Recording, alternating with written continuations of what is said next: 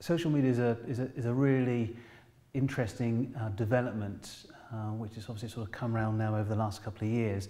And the reason that it's interesting is because it's disrupting conventional models. Recruitment models are being disrupted by it, marketing models are being disrupted by it, and ultimately the reason why we have this disruption is because people have a platform to express their views and their opinions on products, on companies, on employers, and this is now starting to get these views and opinions are getting a broad audience now because Google and Microsoft are looking to surface those views and opinions in their search engines.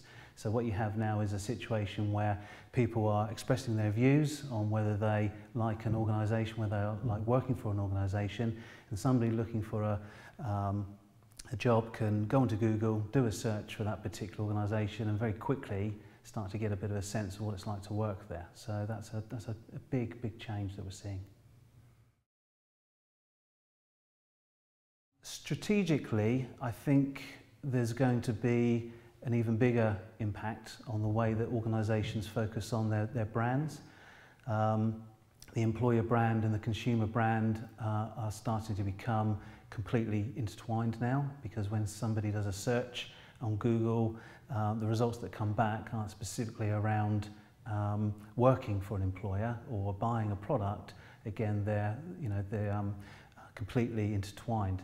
So I think that we're going to start to very quickly see organisations start to work out how they can respond strategically to what's happening in the marketplace. And I think that response is going to be around organisations getting almost back to basics. Are they a good employer? How do they treat their staff?